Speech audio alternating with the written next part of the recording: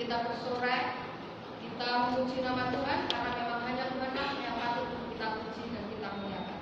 Kita akan menyanyikan satu pujian KPPK nomor 6, Hosana Puji Tuhan.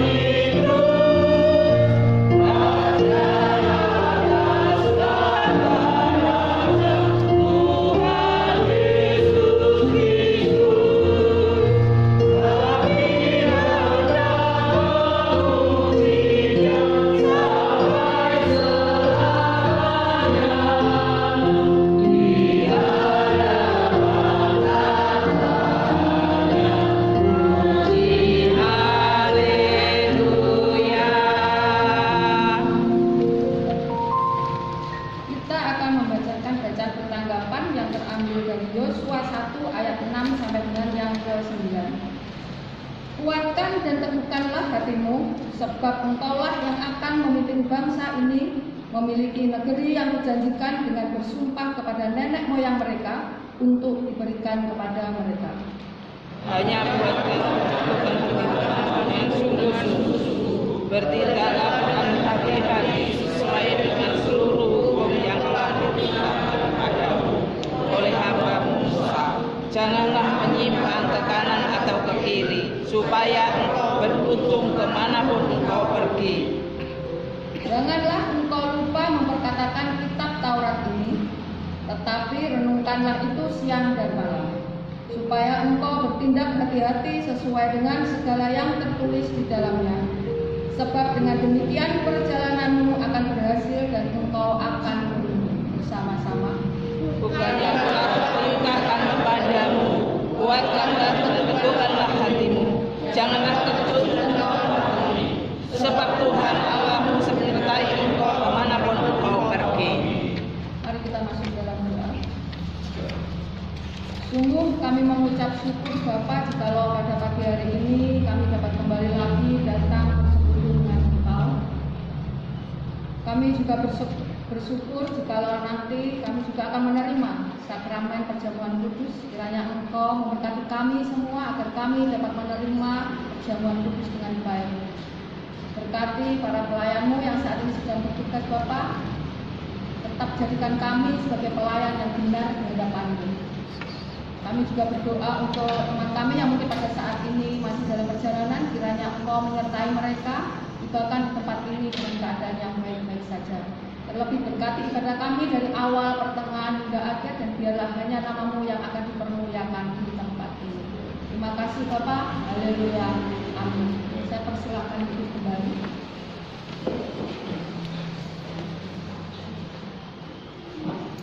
Bapak Ibu, saudara-saudariku semuanya, tentu kita tahu bahwa Tuhan datang ke dunia ini untuk memanggil kita orang yang berdosa ini, agar kita segera bertobat dari segala dosa yang kita lakukan. Saat ini, mari kita datang dan bersujud di hadapan Tuhan, untuk kita mau mengakui dosa kita di hadapan Tuhan.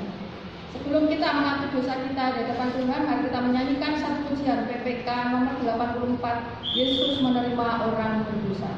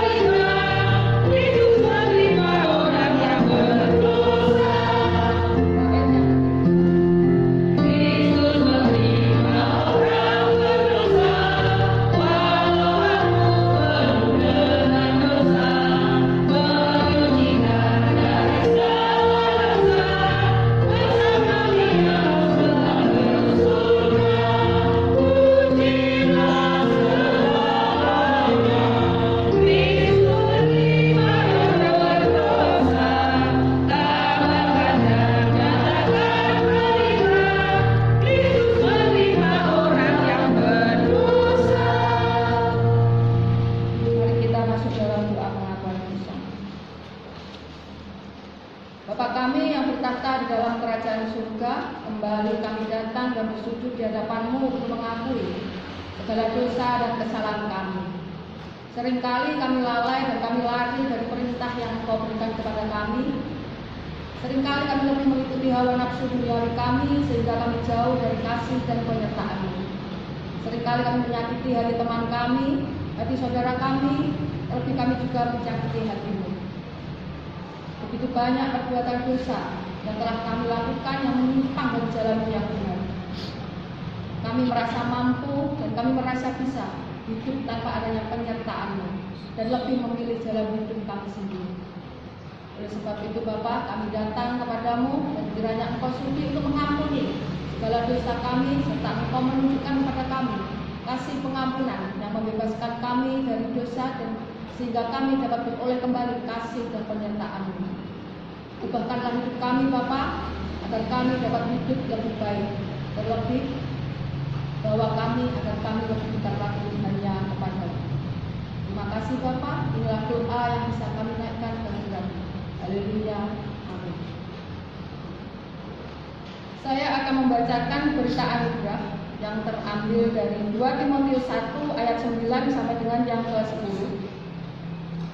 Dialah yang menyelamatkan kita dan memanggil kita dengan panggilan kudus, bukan berdasarkan perbuatan kita, melainkan berdasarkan maksud dan kasih karunia-Nya sendiri, yang telah dikaruniakan kepada kita dalam Kristus Yesus sebelum permulaan zaman, dan yang sekarang dinyatakan oleh kedatangan Juru Selamat kita, Yesus Kristus, yang oleh Injil telah mematahkan kuasa maut dan mendatangkan hidup yang tidak dapat binasa.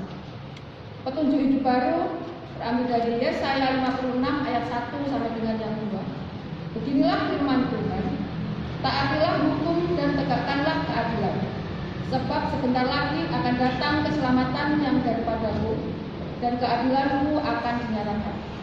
Berbahagialah orang yang melakukannya, dan anak manusia yang berpegang kepadanya, yang memelihara hari Sabat dan tidak menajiskannya, dan yang menahan diri dari setiap perbuatan jahat. Kita responi berita anugerah dan petunjuk hidup baru dengan menyanyikan satu pujian KPPK nomor 240, percaya dan mati.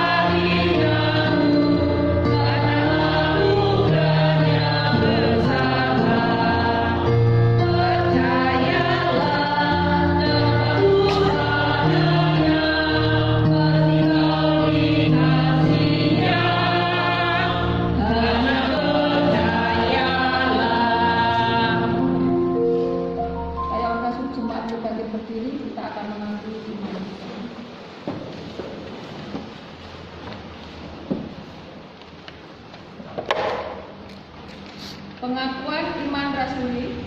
Aku percaya pada Bapa yang Maha Kuasa, Pemilik langit dan bumi, dan pada Yesus Kristus, Anak Tunggal Tuhan kita, yang dikandung dari Roh Kudus, lahir dari Maria dan Maria, yang menderita sengsara di bawah pemerintahan Pontius Pilatus, disalibkan, mati dan dikubur, turun dalam kerajaan maut, pada hari ketiga bangkit pula dari antara orang mati, naik ke surga, duduk sebelah kanan Allah, Bapa yang Maha Kuasa, dan dari sana Ia akan datang untuk menghakimi orang yang hidup dan yang mati. Aku percaya kepada Roh Kudus, gereja yang kudus dan am, persekutuan orang kudus, pengampunan dosa, kebangkitan tubuh, dan hidup yang kekal. Amin. Masih tetap berdiri. Kita akan berdoa syafaat. Pokok-pokok yang akan kita doakan, kita berdoa untuk teman kita yang saat ini mungkin sedang mengalami bencana alam dimanapun mereka berada, agar Tuhan menolong dan memulihkan. Yang kedua, kita berdoa untuk jemaat kita yang saat ini sedang sakit dan yang sedang dalam pergumulan. Yang ketiga, berdoa untuk persiapan pelayanan dalam 1 minggu ke depan dan persiapan ibadah Natal. Mari kita mengangkat doa ini bersama.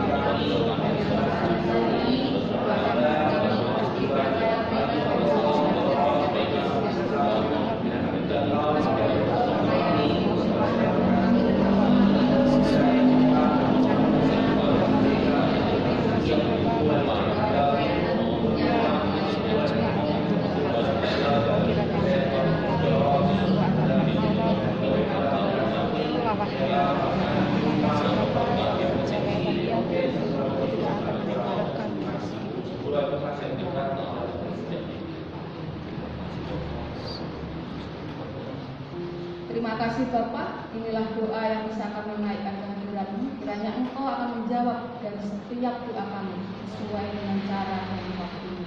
Haleluya. Saya persilakan berdiri kembali.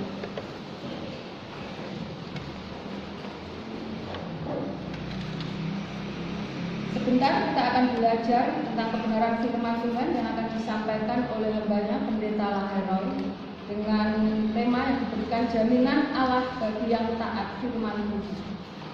Untuk menyambut firman Tuhan, marilah kita menyanyikan KPPK nomor 142 Kini Penuhi Hati.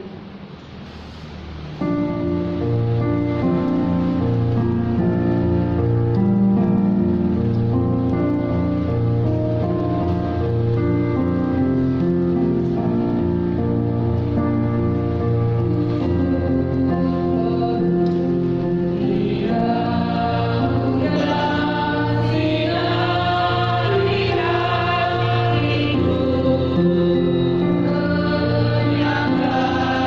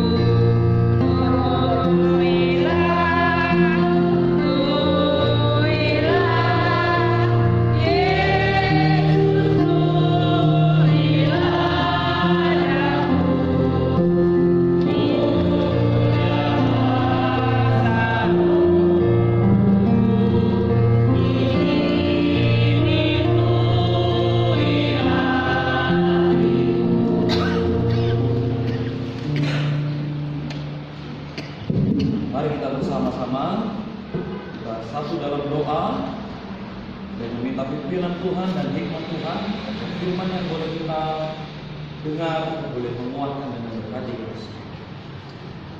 Kami bersyukur kepada Engkau Tuhan, karena jikalau kami masih ada sampai hari ini, itu semua oleh karena kemurahan, pertolongan, anugerah daripada Tuhan semata-mata.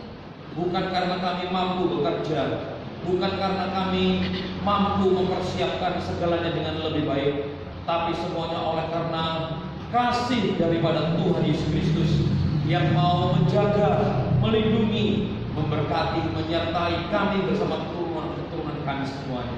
Terima kasih buat pengorbanan Tuhan di atas kayu salib, di mana hari ini kami akan memperingatinya di dalam ibadah perjamuan kudus.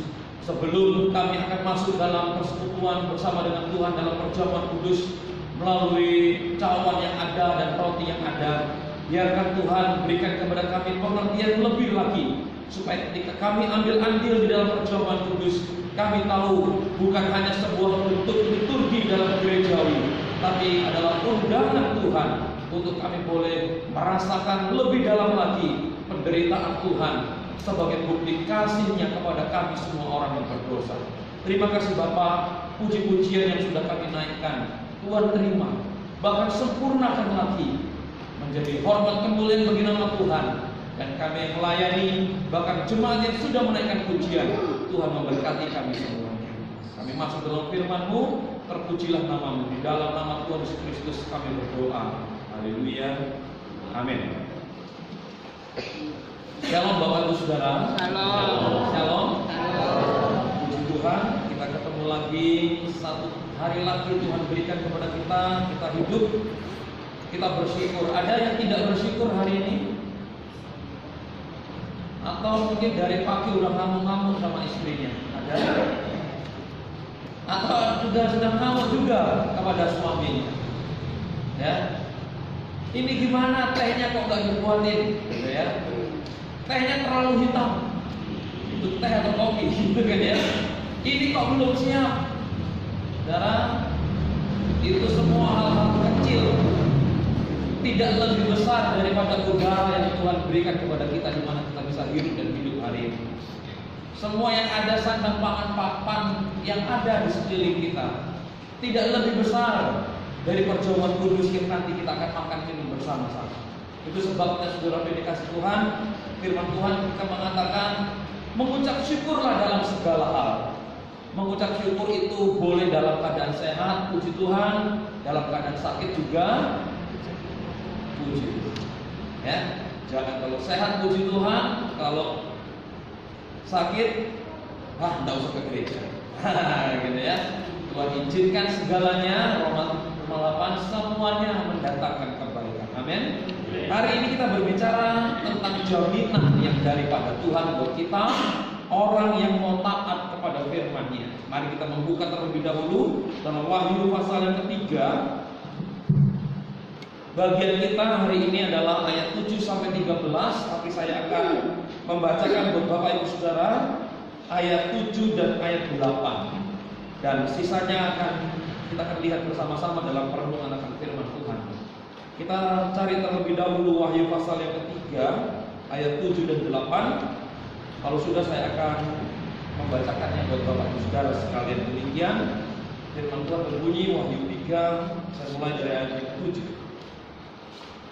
Tetapi tuliskanlah kepada malaikat jemaat di Philadelphia, inilah firman dari yang kudus, yang benar, yang memegang kunci Daud. Apabila ia membuka, tidak ada yang dapat menutup. Apabila ia menutup, tidak ada yang dapat membuka. Aku tahu segala pekerjaanmu. Lihatlah, aku telah membuka pintu bagimu yang tidak dapat ditutup oleh seorang pun. Aku tahu bahwa kekuatanmu tidak seberapa, namun engkau menuruti firman-Ku dan engkau tidak menyangkal namaku. Amin. Sedemikian jauh membaca firman Tuhan. Berbahagialah kita yang membaca, merenungkan, dan yang melakukannya dalam kehidupan kita sehari-hari. Karena dikasih oleh Tuhan, dalam dunia ini ada banyak jaminan. Orang tua, di sini ada banyak yang orang tua. Ada yang masih ingat jaminan apa yang pernah dikatakannya kepada anak-anak di dalam rumah? atau mungkin tidak pernah bilang jaminan. Ya. Mungkin tidak pernah terucap tapi dilakukan oleh orang tua. Mungkin engkau terus sekolah yang pandai. Jangan pikirkan biaya. Papa mama yang menanggung. Papa mama akan kerja keras, dapatkan uang untuk anak-anak bisa sekolah. Itu salah satu bentuk jaminan. Tapi terkadang banyak kasus di sekolah-sekolah, permisi bicara, ada orang tua yang tidak mampu membayarkan SPP anak. Bukan tidak bekerja, tapi memang 1-2 hal sehingga tidak bisa membayarkan SPP, sehingga jaminan di awal tadi tidak dapat dipenuhi. Sekali lagi bukan salah orang tuanya, kecuali orang tuanya tidak kerja, hanya makan tidur, keluar makan tidur lagi dan lain sebagainya, tidak tahu tanggung jawab, ini keliru.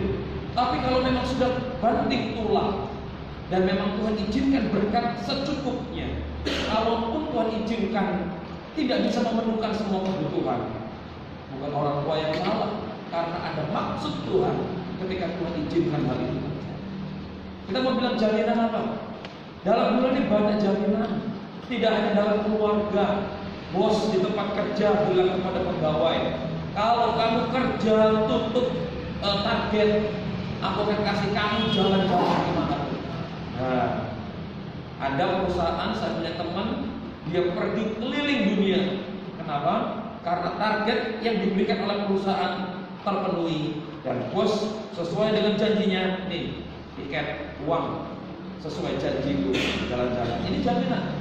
Tapi juga tidak sedikit perusahaan di mana bosnya melupakan janjinya. Katanya bos, dulu kalau aku bisa mencapai target ada jaminan di mana saya bisa mendapatkan fasilitas, tapi ternyata janji tinggal janji. Nah, saudara ini kasih oleh Tuhan, itu manusia dalam dunia, termasuk saya, termasuk Bapak Ibu Saudara. Ketika bicara tentang A, terkadang dalam perjalanan bisa berubah menjadi B. Bisa karena kebutuhan, karena kesehatan, karena keamanan, keinginan dan lain sebagainya. Itulah kita manusia. Bisa berubah. Pertanyaannya, apakah Tuhan juga mampu untuk merubah janji setianya kepada kita? Ini pertanyaan. Kok bisa? Banyak orang sampai protes di gereja, datang kepada hamba Tuhan mengatakan Tuhan tidak baik. Kok bisa? Aku sakit tidak disembuhkan. Loh, jadi Tuhan itu baik atau tidak hanya karena kalau engkau sakit disembuhkan? Terlalu cepat cara berpikirnya. Tuhan itu pilih kasih, kok bisa? Dia kerja usahanya diberkati, aku usaha malah belum nikah. Oh, jadi Tuhan itu pilih kasih. Kalau pilih kasih, saudara, kita ini orang berdosa, tidak mungkin dapat kemuliaan di sorga, itu tidak mungkin. Betul.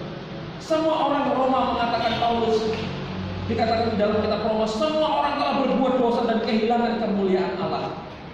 Termasuk kita, termasuk tadi yang main keyboard, termasuk liturgos, termasuk hamba Tuhan yang ada, termasuk majelis yang ada, termasuk semua jemaat.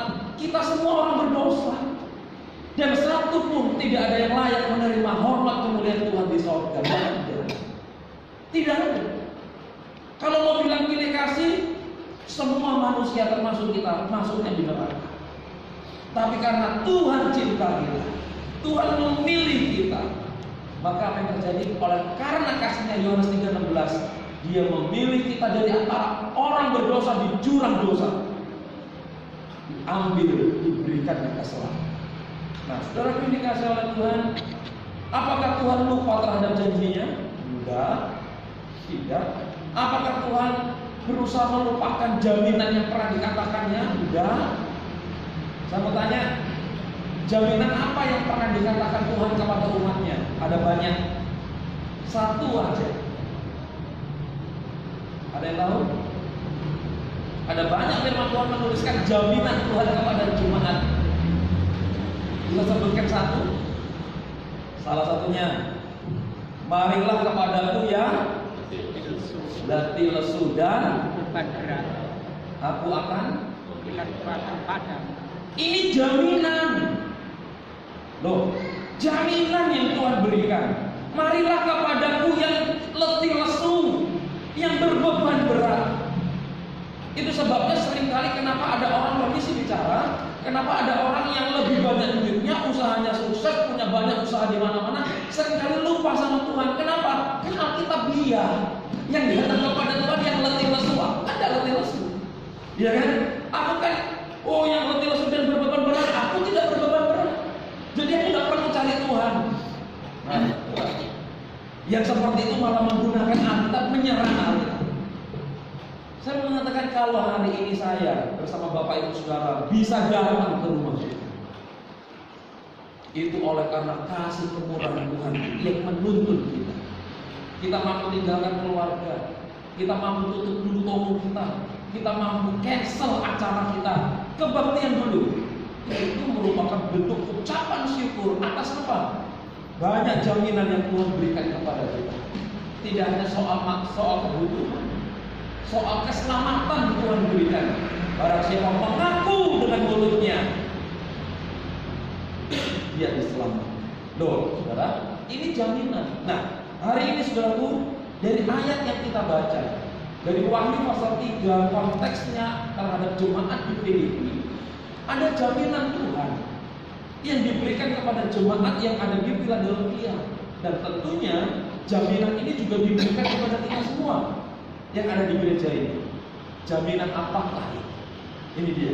Tema kita hari ini adalah jaminan Tuhan bagi orang yang taat kepada firman-Nya. Ingat loh, jaminan diberikan hanya kepada orang yang taat sama firman. Banyak orang Kristen, permisi bicara, tapi tidak semua orang Kristen taat sama firman. Betul? Jadi kalau hari ini sekali lagi kita bisa ada di dalam rumah Tuhan, bersyukur Tuhan rindu aku memuji. Tuhan rindu aku mau dengar lagi pesannya yang aku menguatkan. Kita lihat hari ini, jaminan apa yang diberikan Tuhan kepada kita semua yang mau taat melakukan firman-Nya. Saya akan membacakan di ayat yang ke-10. Yang pertama, ayat 10 demikian firman Tuhan. Karena engkau menuruti firman-Ku untuk tekun menantikan Aku, maka Aku pun akan melindungi engkau dari hari pencobaan yang akan datang atas seluruh dunia untuk mencobai mereka yang diam di bumi. Yang pertama, jaminan apa yang Tuhan berikan kalau kita mau taat akan firman? Yang pertama adalah Tuhan memberikan jaminan perlindungan. Saudara yang dikasih oleh Tuhan, saudara tahu yang namanya asuransi. Ada yang di sini agen asuransi? Asuransi apapun.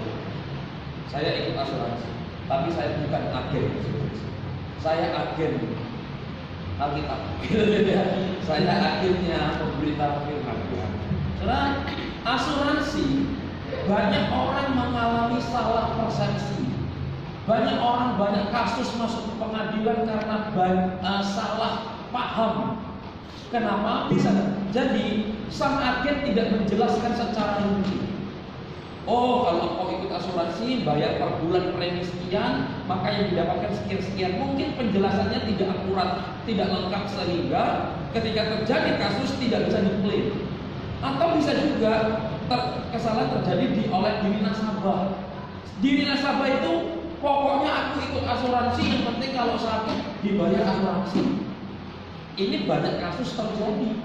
Sehingga apa yang terjadi di awalnya, asuransi itu merasa memberikan jaminan, dan orang yang membayar premi merasa aku akan aman, tidak membayar apapun kalau ada rumah sakit misalnya seperti itu. Apa yang terjadi? Malah harus membayar banyak. Saya punya waktu itu sakit jantung. Tidak bisa disalahkan karena aturan perusahaan sebuah asuransi. Karena sakit jantung dan lain sebagainya, premi selalu dibayarkan. Nah, permasalahannya adalah semua ini ada 1 M lebih mau tak dari rumah sakit. Apa yang terjadi? Semuanya ini tidak bisa diklaim, padahal selalu membayar asuransi. Kenapa? Karena peraturannya adalah kalau 1 tahun dalam kondisi kritis, di atas 1 tahun baru diklaim, bisa diberikan, dicairkan dananya. Kalau sebelum 1 tahun tidak bisa cair karena ikut program yang kondisi kritis karena sudah usia. Apa yang terjadi? 1 tahun tuh 54 minggu, 52 minggu. Om saya sakit bahkan sampai akhirnya menghembuskan nafas terakhir itu 50 minggu. Kurang 2 minggu. Semua nota tidak bisa cair. Mau ngamuk, mau apapun tidak bisa. Permisi, bukan perusahaan lupa jaminannya, tidak.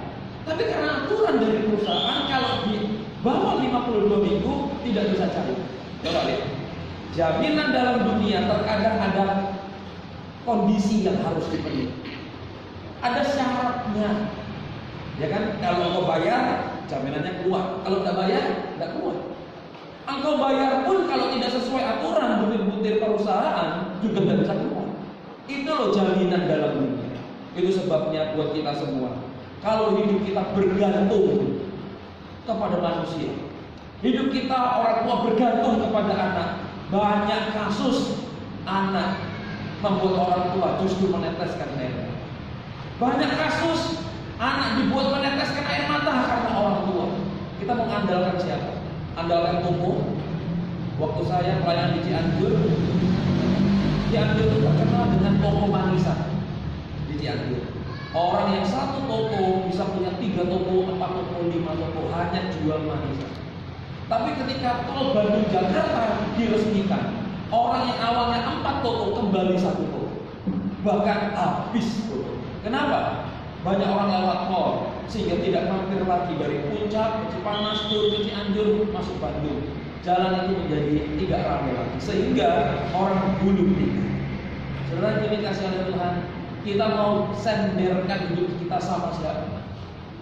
Sama toko, pekerjaan, usaha. Tidak usah jauh-jauh.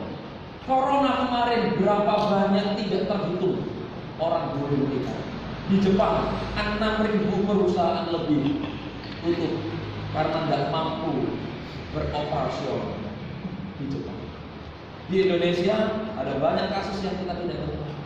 Yang kita dengar adalah di Jombang 1 bulan 2.000 muncul janda kembar.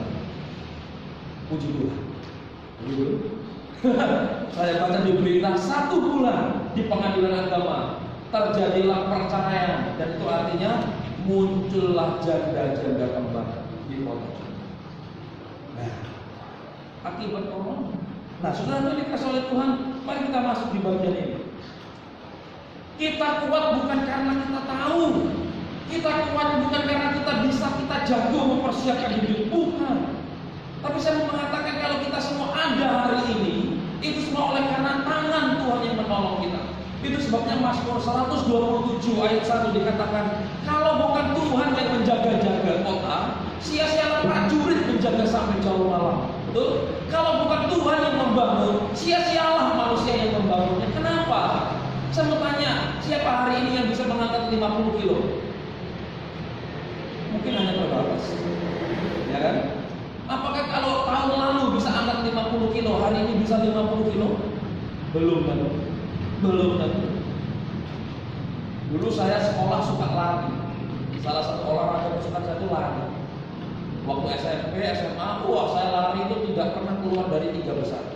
Kalau nggak juara 3 ya juara 2. Kalau napasnya panjang ya juara 1. Kalau enggak ya juara 2 lagi. Seputar juara 2 terus. Kebanyakan yang juara 3. Sekarang suruh lari, ampun. Nafasnya sudah nggak sama. Kekuatannya tidak sama, kakinya udah tidak kuat kayak dulu, ya kan? Sama kita semua yang bertambah usia, kekuatan menurun. Mari kita sadari, kalau bukan Tuhan yang menjaga rumah saudara aman, apakah karena ada CCTV? Enggak. Apa sulitnya CCTV dirusak? Kurang apa rumahnya Mr. Sambo? CCTV-nya. Toh kejadiannya CCTV-nya rusak. Apa susahnya?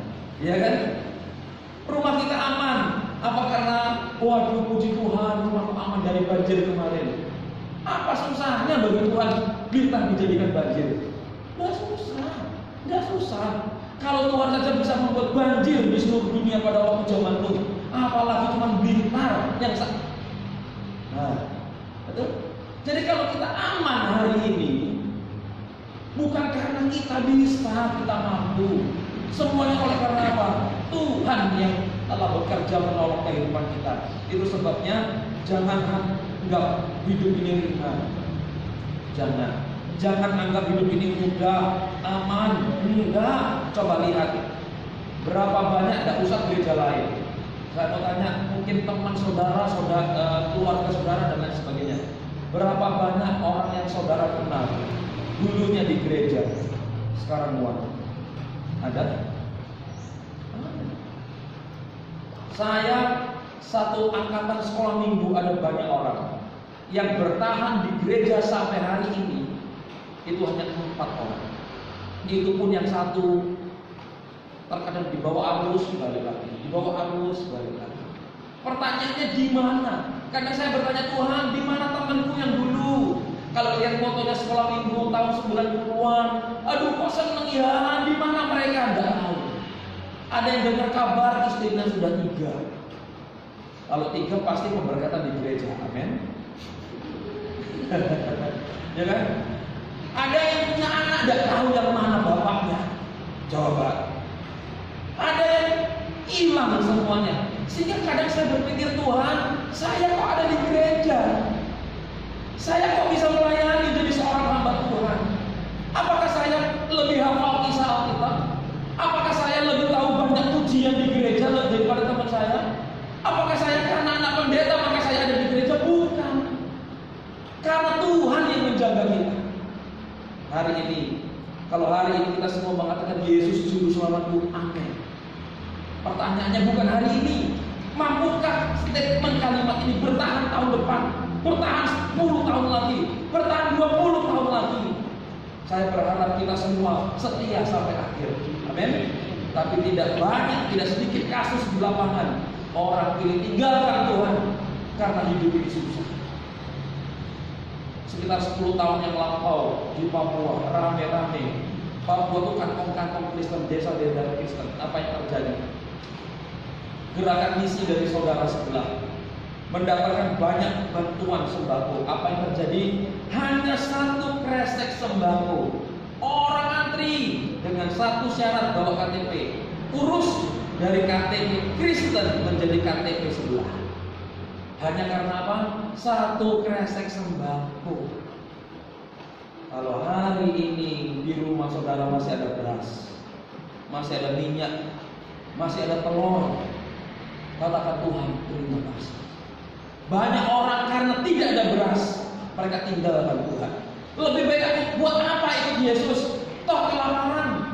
Kalau begitu untuk apa? Jual saja dengan sekantong sembako, masih bisa hidup. Ikut Yesus tetap miskin, ikut Yesus tetap susah. Apa susahnya? Ganti Tuhan. Jadi sekali lagi saya ingin menyadarkan, perjamuan kudus itu bukan barang murahan, bukan. Perjamuan kudus itu darah yang netes di atas kayu salib, itu bukan darah murahan. Darah juru selamat menetes buat kita semua. Tubuhnya yang hancur dikoyak. Siapa sih yang di sini mau dipukul untuk temannya? Ada? Pak Ape, kalau saya salah, saya didatengin orang, Pak Ape mau menjamin dipukulin menggantikan saya? Kok enak? Saya yang utang yang dipukuli Pak Ape. Pak Ape bilang kok nyimut. Gitu ya. Kok enggak mau. Saudaraku, kalau kita mengenal kasih Tuhan dalam perjamuan kudus, tidak ada orang yang akan mau undur dari itu, apalagi tinggalkan. Kenapa orang tinggalkan Tuhan?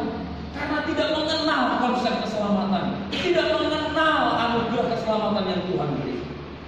Bulan Mei kemarin, saya dapat satu kesempatan pergi ke Israel. Sampai di sana itu saya seperti begini, saudara. Ayat Alkitab itu rasanya tuh kayak terbang. Lihat kejadian ini, ingat ayatnya. Pergi ke tempat ini, ingat tokohnya.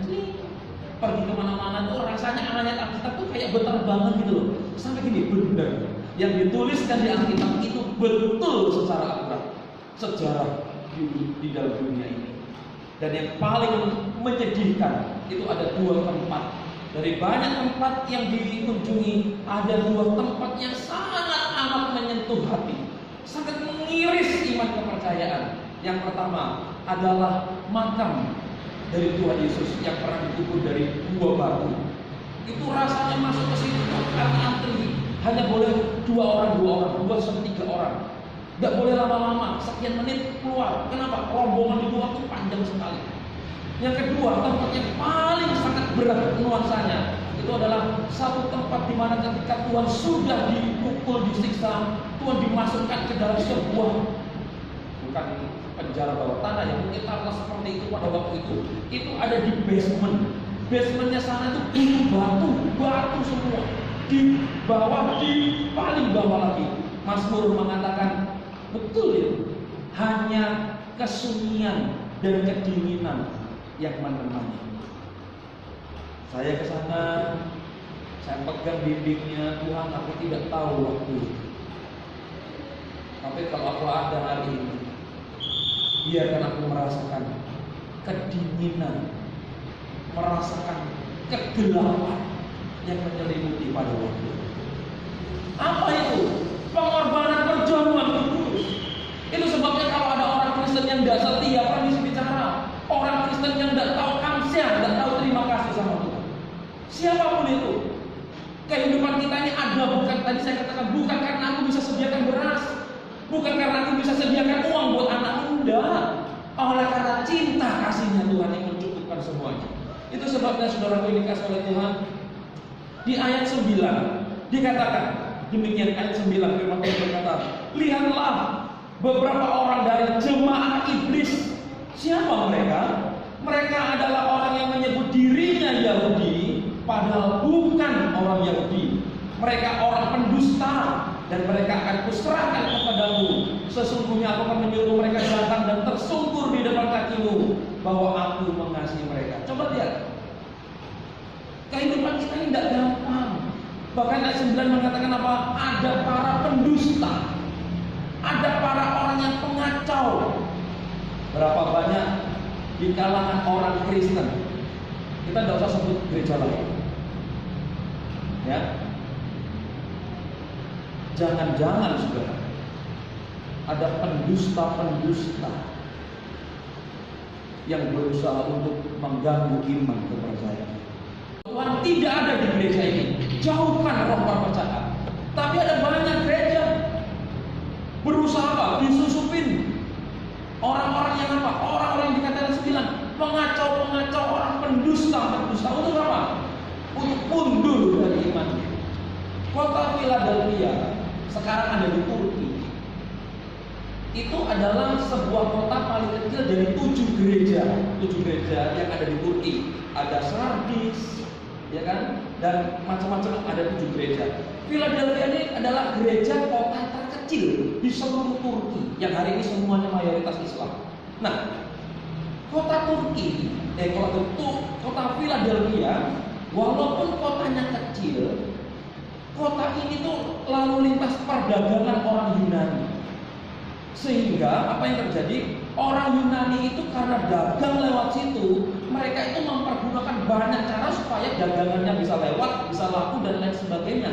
Nah, gereja Tuhan itu ada di kota itu, jemaat Philadelphia. Nah, dikatakan ada orang yang berpura-pura, yaitu mereka jemaat iblis yang pendusta, ngomongnya orang Yahudi, padahal orang bukan orang Yahudi. Tujuannya untuk apa? Orang Yahudi yang ikut kepada Tuhan menjadi tidak mau ikut lagi kepada Tuhan. Banyak gereja disusupi orang yang seperti itu. Kalau Tuhan izinkan ada, tidak apa-apa. Memang Tuhan izinkan. Yang menjadi masalah adalah jangan sampai kita semua ikut disusupi dengan orang yang seperti itu. Ya kan? Wah, kalau lihat dia mulutnya luar biasa. Kalau lihat dia tingkah lakunya luar biasa. Kalau lihat dia Masya Allah dan lain sebagainya. Nah, kita bisa lihat, kita bisa dengar. Sekarang jangan seperti mereka. Ini yang harus menjadi salah satu sifat karakter Tuhan yang ada dalam diri kita. Makanya Tuhan berkata, Walaupun kamu kecil, ini tadi dikatakan ayat yang sudah kita baca, aku tahu kelemahanmu tuh, kekuatanmu tidak seberapa. Kamu ini jemaat kecil di kota yang kecil, tapi mau tetap bergereja di tengah-tengah ancaman orang Yunani yang lewat dengan filsafatnya yang begitu luar biasa. Ada pengacau, pendusta, tapi kamu tetap setia. Ini loh, aneh ya. Seringkali apa yang terjadi? Yang namanya minoritas seringkali terganggu, bahkan menjadi anggota yang mayoritas. Tapi Tuhan katakan apa? Aku memujimu, walaupun engkau kecil, kekuatanmu tidak seberapa, tapi engkau tetap ada kuat di dalammu. Saudara yang dikasih Tuhan, hidup kita ini banyak kebutuhan, hidup kita ini banyak gangguan, hidup kita ini banyak yang membuat kita tidak sesuai keinginan. Yang harus kita katakan, Tuhan, buat aku kuat, agar aku tahu, aku mampu melakukan firman-Mu, mampu satu meja hidangan dalam perjamuan kudus Tuhan, dan pasti Tuhan akan memberikan pertolongan tepat pada waktu ini. Itu sebabnya saudaraku, hati-hati kalau kita punya keturunan-keturunan yang masih sekolah minggu, masih remaja, ada banyak pergaulan-pergaulan yang berusaha merusak hidup mereka. Ya, jangan ngomong hari ini. Kejadian ini kurang lebih 25 tahun yang lalu, hampir 30 tahun yang lalu sekitar. Karena pergaulan, padahal di desa waktu itu belum ada internet, bayangkan, belum pergaulan yang masih nakal-nakalnya tahun 90-an, gitu kan ya. Apa yang terjadi? Kakak beradik, ini teman saya pribadi, teman sekolah, kakak beradik, permisi bicara, pergi ke tempat pelacuran, sewa wanita, beda kamar sebelah menyerta. Agamanya apa? Kristen. Coba. Kakak beradik ada yang pernah datang cerita, kakak beradik sama-sama hamil di luar nikah dan masih nikah. Waktu itu apa sih kenakalan pada waktu itu? Itu tidak terjadi. Kenapa? Itu sebabnya. Kita yuk, kalau orang tua kuat, mari kita didik anak-anak. Saya punya statement buat anak-anak saya. Minggu harus sekolah. Saya bilang, kalau sampai pun di sekolah ada acara yang melibatkan hari Minggu, sekolah ke gereja dulu, sekolah Minggu dulu, lek nututi dan diterima dulu, baru ikut. Kalau tingkat dirasa tidak boleh ikut, tidak usah. Gereja nomor 1 harus punya statement standar. Oh, aku kuat, aku kepingin anak-anakku kelak juga kuat. Dan ditentukan dari mana? Ayat tadi yang kita baca, Tuhan memberikan perlindungan. Itu sebabnya saudara Tuhan, jangan melemahkan orang lain, jangan membuat orang menindas orang lain, jangan menjauhkan orang lain daripada Tuhan. Permisi bicara. Tidak menyebutkan satu suku, ini hanya contoh. Ada orang dari suku Batak di sini. Dan ini cerita ya, hanya cerita. Saya pelayanan di Cianjur, lama di Cianjur. Saya akhirnya pas datang, karena ikut bapak di Cianjur, datang ke sebuah gereja, namanya Gereja Pasundan. Jadi gereja untuk orang Sunda. Tapi isinya permisi bicara itu mayoritas orang Batak semua. Ternyata tidak hanya di Cianjur, saya pergi ke Bandung, ternyata gereja Pasundan isinya juga orang Batak. Pendetanya juga orang Batak, tapi mereknya gereja Pasundan, bukan HKBP. Nah, apa yang terjadi? Saya lihat dengan mata kepala sendiri.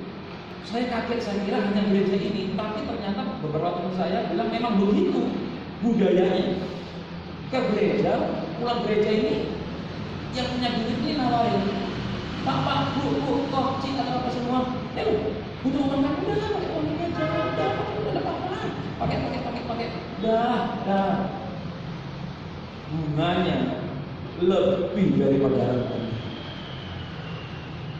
Dan itu terang-terangan, pulang gereja ini, datangin, oh, cici, udah apa-apa, itu daripada susah, di bank angel, syaratnya ribut, ini aja, ayo, tidak hanya di lingkungan gereja, pulang keluar gereja di daerah pasar. Mereka juga ide, apa itu ide?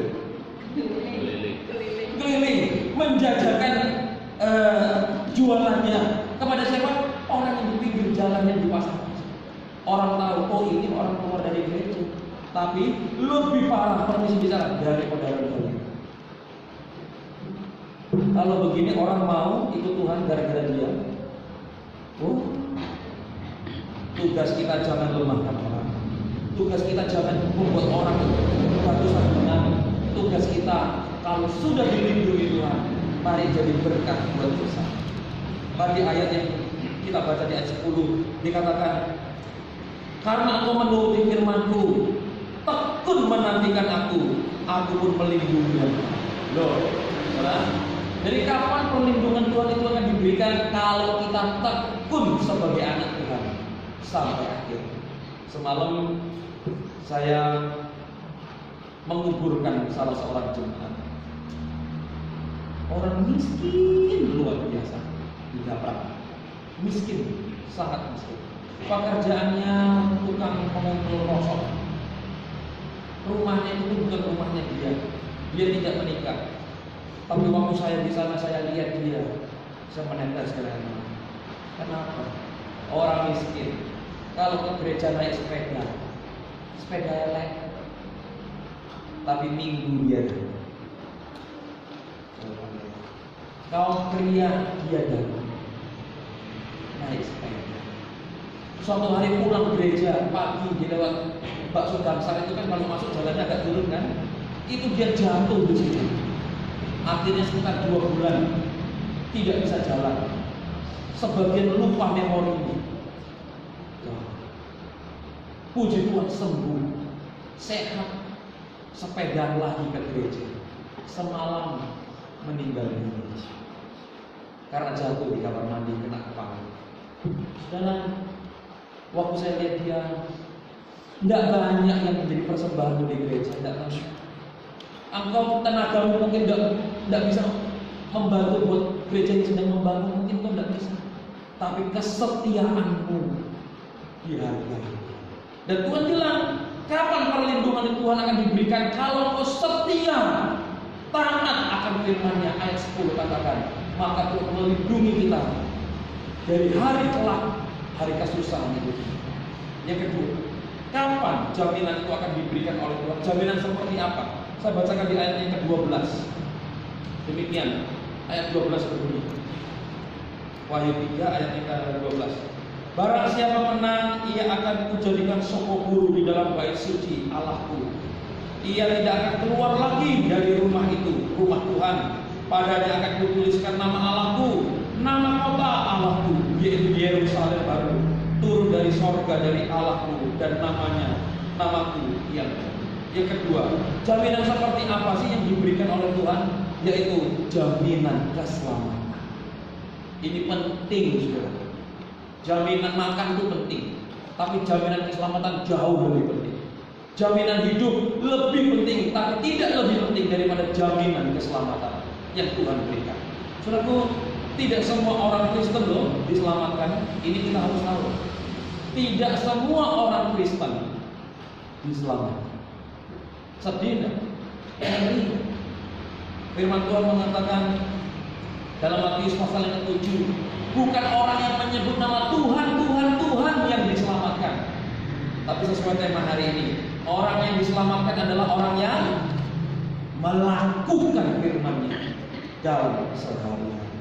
Saudara, ini dikasih oleh Tuhan, itu sebabnya. Mari kita cross check kehidupan kita. Saya sih Kristen, dari kecil Kristen, orang tua Kristen, keluarga besar Kristen. Apakah kalau sudah begini pasti masuk surga? Belum. Saya mau tanya kepada Bapak Ibu Saudara. Saudara kenal? Pasti tidak kenal, tapi tahu yang namanya Mother Teresa, Bunda Maria, yang melayani di Calcutta, Delhi, India. Tahu ya kisahnya ya? Saya yakin saudara belum ketemu. Saya yakin saudara tidak kenal, tapi tahu kisahnya. Dia menolong orang kusta, dia gendong, dia rawat, dia mandikan. Lelehan-lelehan kusta itu dia tidak peduli. Orang India saja tidak mau merawat sesama orang India karena kusta. Mother Teresa digendong di belakang, dibawa ke biarannya, dirawat, diseka. Itu kusta loh, nular kalau kena lelehannya. Apa yang terjadi? Sampai matinya Mother Teresa tidak pernah kena kusta. Pertanyaannya adalah, Mother Teresa masuk surga atau masuk neraka?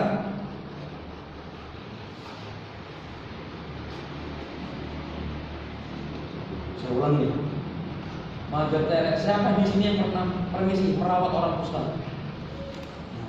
Itu penanganan khusus orang kusta. Saya tanya, Mother Teresa ini dia sampai gendong bersentuhan kulit, lelehan dari luka kusta itu ada di kulitnya. Dia rawat, dia mandikan, dia kasih baju, dikasih makan, digunting rambutnya, dirawat dengan kasih Tuhan. Pertanyaannya, masuk surga enggak? Saya tanya, Mother Teresa masuk surga enggak? Jawabannya, saya enggak tahu. Kalau ditanya orang lain, jawabannya saya enggak tahu. Pak Stephen Tong masuk surga enggak? Ayo, Pak Stephen Tong, ayo, berani ngomong enggak masuk surga? Pak Stephen Tong pasti masuk surga enggak? Kalau ditanya saya enggak tahu.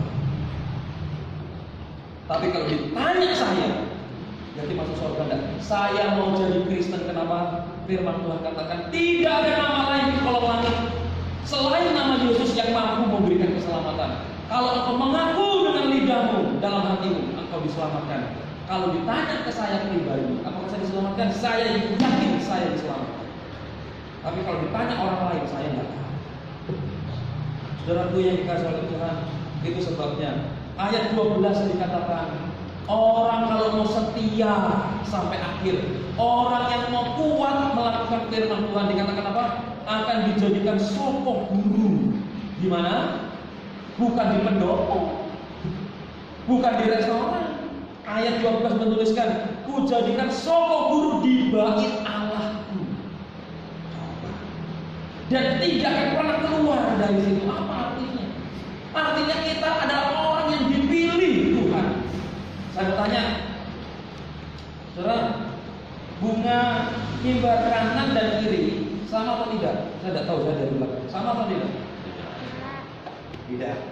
Walaupun bunganya mungkin ada yang sama.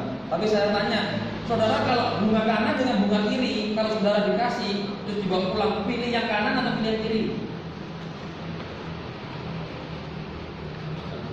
Kira-kira pilih yang kanan atau pilih yang kiri? Yang kanan. Pak Kian Min, kenapa pilih yang kanan? Karena suka. Kenapa suka yang kanan? Tidak ada alasan. Karena ada sesuatu yang plus daripada itu. Kalau mau ditanya kita di hadapan Tuhan, nilai plus apa sih kita di hadapan Tuhan? Kalau mau dibilang doa, yakin semua doa? Berapa banyak orang Kristen masih nesoan? Sorry, di sini tidak ada. Tidak ada satu. Berapa banyak orang Kristen masih tidak suka ke gereja? Berapa banyak orang Kristen yang masih dalam permisi bicara, masih dalam dunia gelap yang sangat memalukan nama Tuhan? Berapa banyak? Kalau pertanyaannya, kalau Tuhan pilih kita, apanya yang dipilih dari kita? Kalau saya pendeta, maka saya lebih baik. Apa karena itu karena saya? Tidak. Saya dipilih karena kemurahan Tuhan saya. Bapak Ibu Saudara juga demikian. Saudara dipilih oleh Tuhan, bukan karena engkau mampu untuk dipilih, karena Tuhan mengasihi hidup kita bersama-sama. Itu sebabnya Tuhan bilang apa? Engkau kujadikan soko guru di rumah Allahku, yang tidak akan keluar dari rumah bait Allah sampai selama-lamanya. Dipilih loh. Tidak semua orang Kristen dipilih dan diselamatkan. Firman Tuhan mengatakan banyak yang dipanggil, sedikit yang dipilih. Kalau hari ini firman Tuhan menegaskan lagi kepada kita, saya bacakan lagi ayat yang ke-12. Barang siapa menang, ia kujadikan sokok guru dalam bait suci Allahku, tidak akan pernah keluar dari rumah bait suci Allah. Oh, ini pilihan. Pilihan bukan karena banyaknya kolektor kita. Pilihan bukan karena kita bisa main keyboard, main musik melayani, bukan karena kita hadir di gereja. Enggak. Tuhan pilih kita meskipun kita orang berdosa, mendapatkan kasih karunia masuk dalam rumah Tuhan di sorga. Saudara, itu sebabnya yuk setia sampai akhir. Setia rindu sama firman Tuhan. Agar apa? Firman Tuhan itu Mazmur 119 ayat 105, saya tidak pernah bisa lupa ayat ini. Dikatakan apa? Firman-Mu adalah pelita bagi jalanku, terang. Itu sebabnya kalau orang Kristen tidak suka firman, gelaplah hidup. Bisa tidak ke gereja? Bisa. Hafal tidak ujian? Hafal. Tapi kalau miskin firman, tidak suka dengar firman, pujian oleh giliran firman, hati-hati. Firman inilah yang menjadi filter hidup kita. Kapan sih orang Kristen tahu kalau disakiti jangan membalas? Tahu dari mana? Dari berita dari Pemkot? Tidak. Tahu berita dari mana? Membalas doakan musuhmu. Tahu dari mana? Firman. Itu sebabnya orang Kristen, kita yang sudah dipilih Tuhan, dipilih jadi sokok burung. Artinya apa? Kristennya tidak anak-anak terus. Ayo kita semua. Mungkin waktu sekolah minggu ya sekolah minggu, levelnya sekolah minggu. Tapi udah dewasa, jangan jadi orang dewasa yang melempem. Orang Kristen yang mudah tersinggung, orang Kristen yang ngamuan, orang Kristen yang masih anak-anak itu. Kita yang sudah dewasa, tunjukkan aku orang yang kualitasnya dipilih Tuhan untuk diselamatkan. Maka aku harus cinta akan firman-Mu yang menguatkan. Ada syaratnya loh saudara, perhatikan loh. Kalau Tuhan tadi memberikan jaminan kepada kita, jaminan perlindungan hidup dalam dunia, dalam saat menghadapi banyak bahaya Tuhan jamin. Kalau Tuhan memberikan kepada kita jaminan keselamatan di antara orang yang banyak tidak diselamatkan, apa yang harus dilakukan? Saya bacakan ayat terakhir, ayat 13, yang juga ayat terakhir di perikop ini. Ayat 13. Saya membacakan. Siapa bertelinga, hendaklah ia mendengarkan apa yang dikatakan Roh kepada jemaat-jemaat. Artinya apa? Kita semua, siapa yang di sini tidak bertelinga? Ada? Masih dua kan telinganya? Masih kan? Ada yang telinganya menghadap ke belakang? Tidak ada. Telinganya dua, telinganya normal, telinganya menghadap ke depan. Telinganya masih dengar firman, betul? Firman Tuhan katakan, kapan perlindungan itu diberikan? Kapan keselamatan itu diberikan? Kalau telinga kita mendengarkan pesan-pesan firman. Maka bertahan sampai akhir, sampai kesudahan, mahkota disediakan Tuhan. Hari ini kita dalam ibadah perjamuan kudus. Mari kita mengatakan, Tuhan, cas lagi diri, berikan kekuatan lagi. Mungkin aku pernah lemah, mungkin aku pernah undur, mungkin hidupku ada yang tidak benar. Tuhan, hari ini aku meminta ampun. Kesempatan semeja hidangan dengan Tuhan melalui roti yang terpecah, anggur yang dicurahkan. Ini saatnya Tuhan, aku tahu hanya Tuhan yang mampu memberikan jaminan pasti, bukan mudah-mudahan, jaminan perlindungan untuk hidup dalam dunia dan jaminan keselamatan kelak yang ada di sorga. Kiranya Tuhan memberkati pembacaan perenungan firman Tuhan kita pada hari ini. Kita akan masuk dalam perjamuan kudus. Saya mengundang para pelayan Tuhan untuk bisa maju ke depan untuk mempersiapkan jalan beserta perjalanan.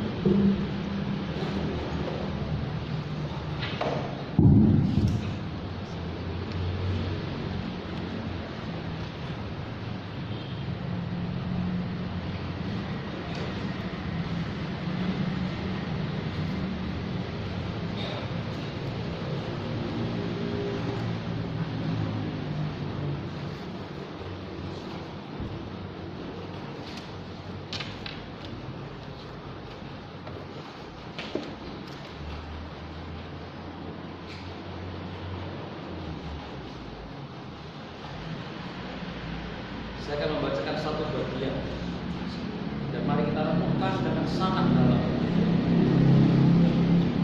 1 Korintus 11 ayat 28. Karena itu hendaklah tiap-tiap orang menguji dirinya, Dan baru sesudah itu ia makan roti dan minum dari cawan.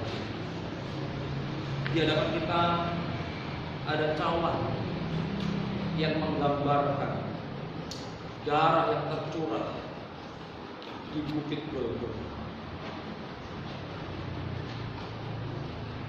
Darah yang mampu menyucikan diri kita dari dosa kita.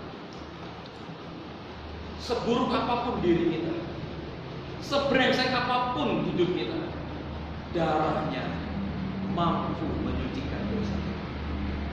Di atas bukit Golgota ada tubuh yang terpecah, ada tubuh yang terkoyak, ada daging yang keluar dari kulitnya.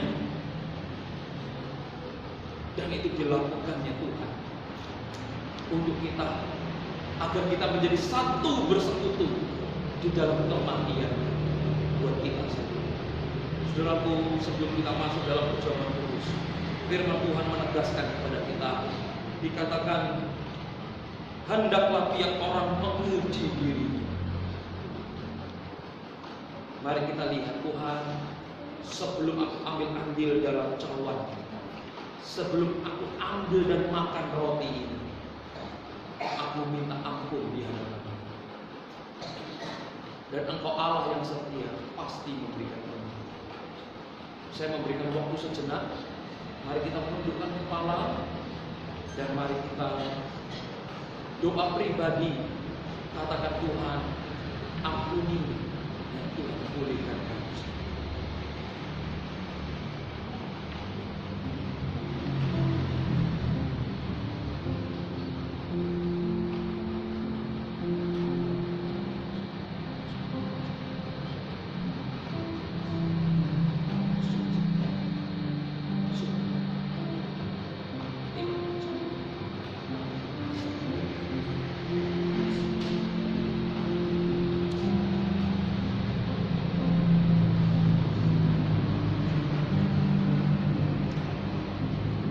Tuhan, sebelum kami bersama-sama dengan seluruh jemaat masuk ke dalam perjamuan kudus, kami berdoa, Engkau Allah yang setia, Allah yang penuh dengan pengampunan dan cinta kasih. Hari ini kami mengaku hidup kami ada banyak kelemahan yang seringkali masih kami lakukan. Ampunilah ya Bapa, pulihkan kami agar kami pulih, kami layak kembali di hadapan Tuhan. Dan ketika kami minum anggur, minum cawan, bahkan juga makan roti ini, kami mendapatkan kekuatan baru. Karena kami mengimani, kami memperingati akan hari pengorbanan Tuhan, hari kematian Tuhan di atas gunung Golgota 2000 tahun yang lalu. Tuhan, kuduskan kami semua, setiap tangan yang akan mengambilnya, setiap mulut yang akan meminum dan memakannya. Tuhan, kuduskan kami di dalam nama Tuhan Yesus Kristus. Kami. Sakramen adalah sebuah janji di hadapan Tuhan. Sebuah janji yang tidak main-main. Kalau kita nanti ambil cawan, kita angkat dan kita minum, artinya kita berjanji, kita mengakui hanya Kristuslah melalui darah yang tercurah yang mampu mengampuni dan menyucikan kita dari dosa-dosa. Begitu juga kalau kita nanti kita makan, kita sebenarnya sedang berjanji di hadapan Tuhan. Karena ini adalah sakramen perjamuan kudus. Ketika aku ambil dan aku makan, inilah kekuatan dari perjanjian baru itu, persekutuan di dalam Tuhan. Sehingga kita mengandalkan hidup kita hanya kepada Tuhan dan tidak lagi kepada usaha manusia ataupun harta yang ada. Ketika ini nanti dibagi oleh para petugas dengan hormat, Bapak Ibu yang sudah berbaptis, mari bisa mengambilnya dengan sikap bangkit berdiri, dan setelah mendapatkannya bisa duduk kembali di tempat Bapak Ibu. Petugas akan membagikan.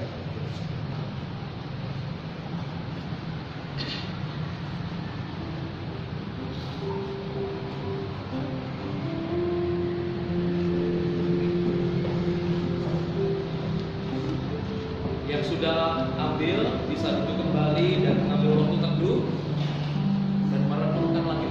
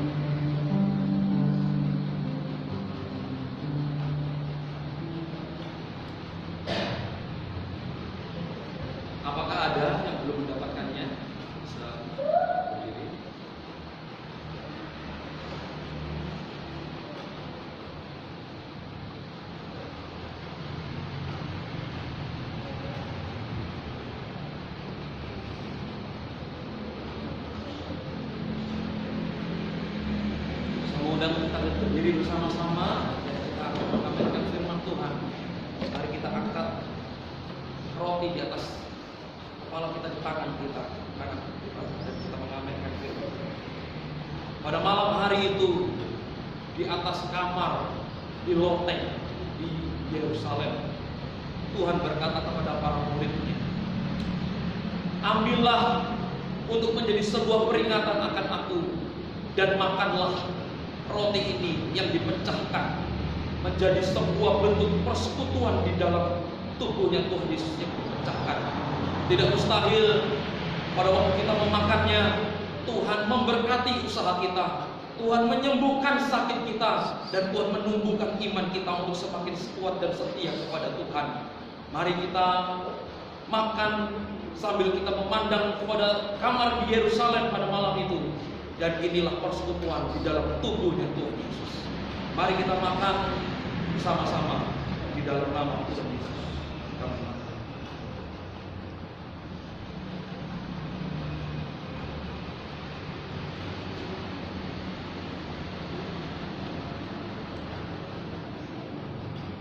Setelah itu Tuhan membagikan dan kita mengangkat cawan di tangan kanan kita.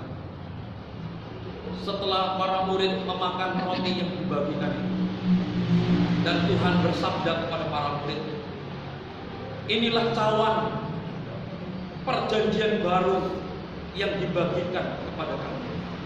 Ambillah dan minumlah untuk menjadi satu penanda perjanjian baru antara Allah dan manusia. Darahnya sanggup untuk memberikan keselamatan dan menyucikan dosa-dosa kita. Dan tidak mustahil pada waktu kita meminumnya, Tuhan ingat kepada diri kita, Tuhan jawab doa kita, dan Tuhan menguatkan untuk kita boleh setia sampai akhir. Malam itu diambilkannya lah dan dibagi pada para murid cawan, dan Tuhan berkata, ambillah dan minumlah menjadi satu peringatan persekutuan yang kudus di dalam Tuhan, persekutuan sampai selama-lamanya. Mari kita minum cawan ini sambil mengingat persekutuan di dalam nama Tuhan Yesus. Inilah darah Tuhan Yesus Kristus dalam nama Tuhan Yesus.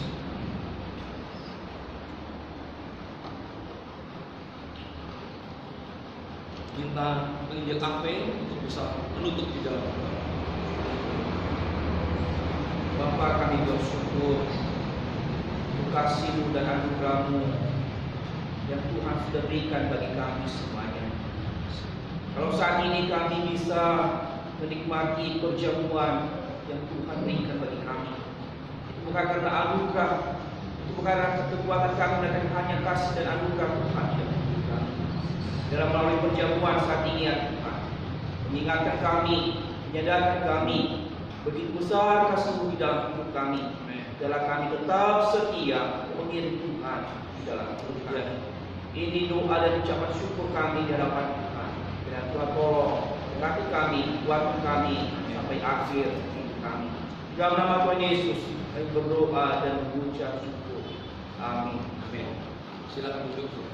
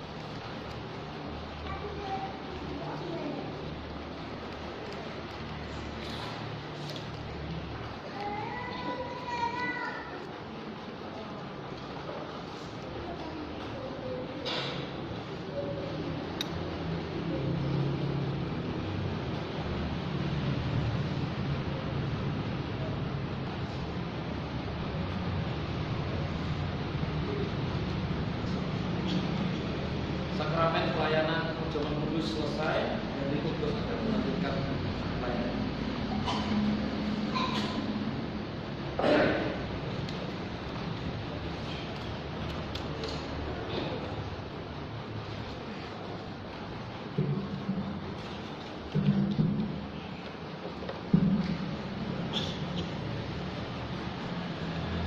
Puji syukur kita telah menerima firman Tuhan, dan puji syukur kita juga telah menerima perjamuan kudus. Perjamuan kudus ini mengingatkan pada kita bahwa dengan makan roti kehidupan dan meminum darah keselamatan yang datang dari Tuhan, kita kenang pada rasa syukur kita atas pengorbanan Tuhan atas kita. Dan di bawah waktunya kita akan memberikan persembahan yang terbaik untuk Tuhan, untuk yang bertugas pada minggu ini, Bapak dan Ibu Ibu. Sambil persembahan dijalankan, marilah kita menyanyikan pujian PPK nomor 27, Yesusku Jaminan Tuhan.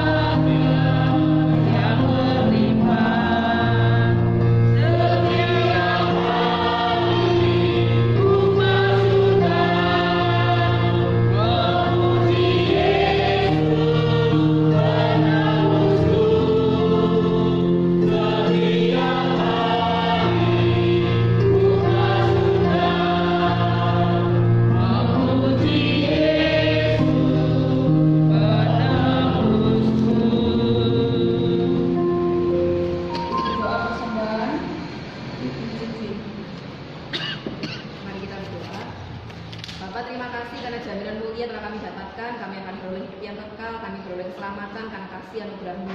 Bersyukur hari ini kami boleh mendengar firman Tuhan, akan jaminan setiap kami yang mendengar firman-Mu.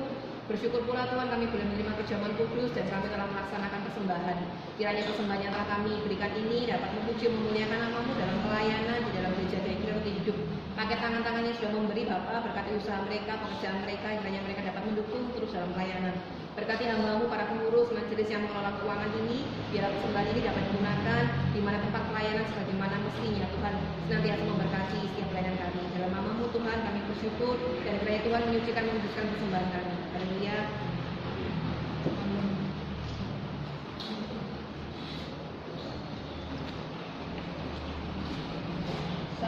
membacakan warta untuk penata layanan Minggu 6 November tahun 2022. Pengkhotbah akan dilayani oleh Evangelis Averius Warubu, liturgos Saudari Krisma, musik Saudari Prilly, backing vokal Ibu Arniati dan Saudara Wisnu, kolektor Ibu Endar dan Ibu Alia, penyambut Saudari Naomi dan Saudari Abigail. Seluruh jemaat mengucapkan terima kasih untuk pelayanan Pendeta Laheroy. Kiranya Tuhan Yesus memberkati Pendeta Laheroy beserta dengan keluarga. Untuk ibadah sekolah minggu seperti biasa akan diadakan setelah ibadah umum ini selesai. Untuk ibadah kaum wanita setiap hari Rabu jam 5 sore. Untuk yang bertugas renungan Evangelis Averius Warubu, liturgos Ibu Harniati. Dihimbau seluruh kaum wanita untuk datang beribadah bersama-sama. Untuk ibadah remaja Ora et Labora setiap hari Sabtu jam 5 sore yang bertempat di Jalan Cokro Aminoto nomor 160A. Untuk yang bertugas renungan Ibu Suci, liturgos Saudari Prilly, musik Saudara Alan. Mengingatkan minggu depan tanggal 6 November tahun 2022 persembahan akan diadakan 2 kali. Yang pertama untuk kas pembangunan dan yang kedua adalah untuk kas umum. 2 minggu lagi, tepatnya tanggal 13 November tahun 2022 pukul 11 siang akan dilangsungkan pemberkatan nikah khusus antara Saudara Agung dan Saudari Krisma. Kami juga mengucapkan selamat ulang tahun kepada Ibu Lilik yang berulang tahun pada tanggal 29 Oktober, yaitu tadi malam ya, kita berada di rumahnya Ibu Lilik. Saya persilakan untuk berdiri, Ibu Lilik.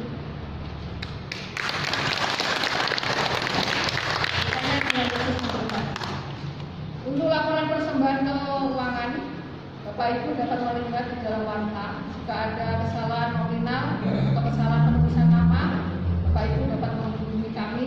Nanti kita akan cross check bersama-sama. Kita akan mengakhiri ibadah kita pada siang hari ini. Mari saya undang semua bagi berdiri. Kita akan menyanyikan doxologi dan menerima doa.